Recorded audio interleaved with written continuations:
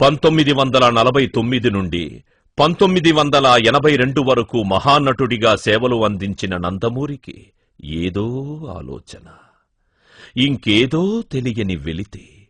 స్వాతంత్రం వచ్చి 35 సంవత్సరాలు గడిచినా పేదవాడికి ఆ స్వరాజ్య ఫలితాలు అందలేదన్న బాధ, బీదవాడికి బతుకు భారమైపోతుంది అన్న వేదన, లేనివాడు ఇంకా లేనివాడుగా అణగదొక్కబడుతున్నాడన్న ఆవేదన, తెలుగు పాలకులు ఢిల్లీ నగరం చుట్టూ ప్రదక్షిణలు చేస్తూ తెలుగువాడి ఆత్మగౌరవాన్ని ఢిల్లీ వీధుల్లో తాకట్టు పెడుతున్నారన్న అంతర్మథనం, తన వృత్తిని త్యాగం చేసి ప్రజాసేవ కోసం కొత్త నాయకుడిగా మారవలసిన అవసరం తెలియవచ్చింది. 1981 అక్టోబర్ మాసంలో సర్దార్ పాపారాయుడు చిత్రం ఊటీలో జరుగుతున్నప్పుడు ఒక విలేకరి అడిగిన ప్రశ్నకు సమాధానంగా తనను ఇంత వాణ్ణి చేసిన తెలుగు ప్రజలకు సామాజిక సేవ చేస్తానని చెప్పారు. 1982 మార్చి 29వ తారీఖున మధ్యాహ్నం 2:30 ఎమ్మెల్యే క్వార్టర్స్ లో తన రాజకీయ రంగ ప్రవేశం గురించి ప్రకటించారు. పార్టీ పేరేమిటి అంటే, నేను తెలుగువాడ్ని, నా పార్టీ తెలుగుదేశం పార్టీ అని సగర్వంగా చెప్పుకున్నారు. 1982 ఏప్రిల్ 11న నిజాం కాలేజ్ గ్రౌండ్లో తెలుగుదేశం తొలి బహిరంగ సభకు లక్షలాదిగా జనం తరలిరావడం చూసి రామకృష్ణ స్టూడియో నుంచి ఊరేగింపుగా అన్నగారు బయల్దేరినప్పుడు బారులు తీరిన ప్రజానికం హారతులు పట్టి పుష్పవర్షం కురిపించారు. మే 29వ తారీఖున తిరుపతిలో బహిరంగ సభ అపూర్వ విజయం సాధించింది. జూన్ 14వ తారీఖున ప్రారంభించిన చైతన్య రథయాత్ర 1983 జనవరి 3వ తారీఖు వరకు జరిగింది. కదిలింది చైతన్య రథం, తెలుగు జాతికి నాడది తిరుగులేని ఆయుధం. కదిలింది కదిలింది చైతన్య రథం,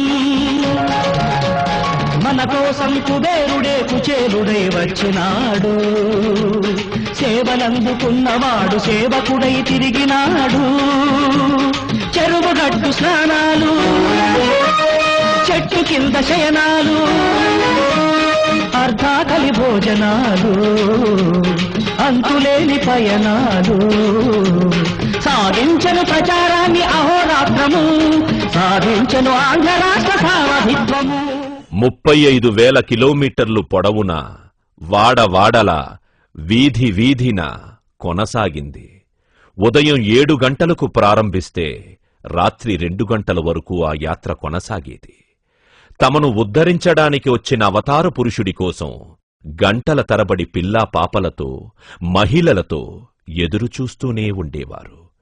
ఎక్కడ తెల్లవారుజామున 2 అయితే అక్కడే విశ్రాంతి, ఆ చెట్టు కిందే పడక, అక్కడే స్నానపానాదులు ముగించుకొని బంగారు వర్ణంలో ఉండే తమ ఆరాధ్య కథానాయకుడు ఎండకు ఎండి వానకు తడిచి చలిని తట్టుకొని గొంతు బొంగురుపోయి మీకోసం వచ్చా, మీ కన్నీళ్లు తొడవడానికొచ్చా అని చెబుతుంటే వయసులో పెద్దవాళ్లు అమ్మగా అక్కగా మారిపోయారు, చిన్నవాళ్లు చెల్లెళ్లుగా ఆర్ద్ర హృదయులయ్యారు, పెద్దలు ఆశీర్వదించారు, పిన్నలు విజయాన్ని అభిలషించారు. 1983 జనవరి 5వ తారీఖున పోలైన 2,96,96,754 ఓట్లలో 96,23,360 ఓట్లు సంపాదించి 199 స్థానాలు సాధించారు.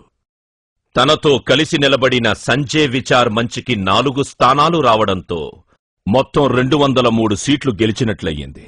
పార్టీ పెట్టిన 9 మాసాల్లో ముఖ్యమంత్రి పీఠం ఎక్కిన తొలి వ్యక్తిగా, శక్తిగా ప్రపంచ చరిత్రలో సువర్ణాక్షరాల చారిత్రక పురుషుడయ్యారు. లాల్ బహదూర్ శాస్త్రి స్టేడియంలో లక్షలాది అభిమానుల మధ్య ముఖ్యమంత్రిగా ప్రమాణ స్వీకారం చేశారు. తనను నమ్మి ఓట్లు వేసిన పేద ప్రజల కోసం 2 రూపాయలకే కిలో బియ్యం అందించారు. పేద మహిళల కోసం జనతా వస్త్రాలను ఆడపడుచులకు కానుకగా ఇచ్చారు. నీడలేని బడుగు జీవుల కోసం పక్కా ఇళ్ల నిర్మాణం చేపట్టారు. లాంఛనంగా నెలకు 1 రూపాయి మాత్రమే జీతంగా తీసుకున్నారు. అధికార నివాసంలో ఉండకుండా సొంత ఇంటిలోనే ఉన్నారు.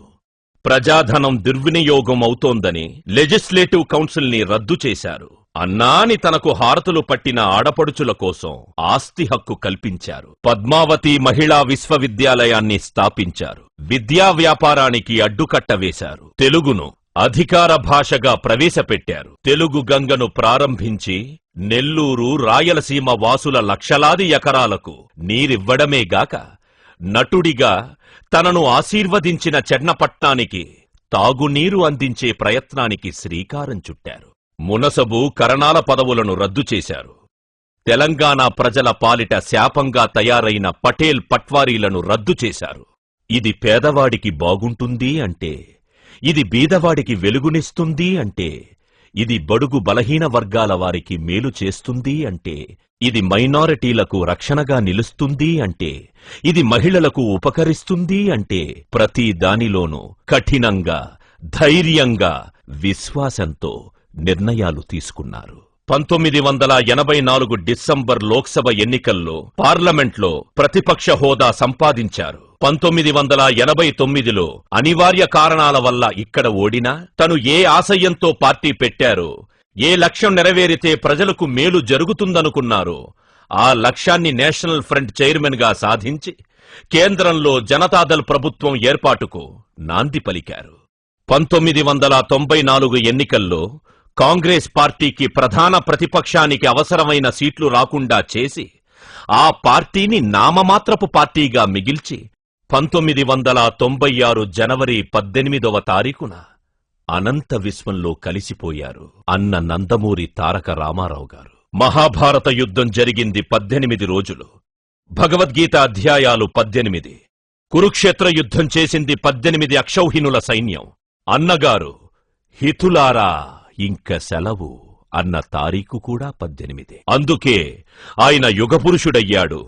అందుకే కారణ జన్ముడయ్యాడు. అందుకే చరిత్ర పురుషుడయ్యాడు. ఎన్టీఆర్ వెళ్లినా ఆయన అందించిన స్ఫూర్తి మనతోనే ఉంది. ఆయన నుంచి బాధ్యతలు స్వీకరించి మనను ముందుకు నడిపే మహోన్నతమైన నాయకుడు చంద్రబాబు ఉన్నాడు. తెలుగుదేశానికి అన్నగారు సూర్యుడైతే చంద్రబాబు చంద్రుడయ్యాడు. మళ్లీ అన్నరాజ్యం స్థాపిస్తామని ప్రతినభూనిన ఆయన వారసులున్నారు, కార్యకర్తలున్నారు. తెలుగుదేశం కార్యకర్తలారా, అన్నగారి పిలుపు వినబడింది కదా, రండి, కదలిరండి, పసుపు సముద్రంలా కదలిరండి, ప్రభంజనంలా రండి, ఉత్తుంగ తరంగాల్లా రండి. అన్నా, నీ ఆశయాలు సాధిస్తాం, నీ అడుగుజాడల్లో నడుస్తాం, నీ సిద్ధాంతాలను అమలు చేస్తాం. నీ తమ్ముళ్లుగా, నీ ఇంటి ఆడపడుచులుగా మళ్లీ అన్న రాజ్యాన్ని స్థాపిస్తాం. తెలుగుదేశానికి పట్టం కడతాం. స్వర్ణాంధ్రప్రదేశ్ ని సాధిస్తామని శపథం చేస్తూ రండి. కదలి రండి తెలుగుదేశ కార్యకర్తలారా, త్యాగాలకు వెనుదీయని దేశభక్తులారా.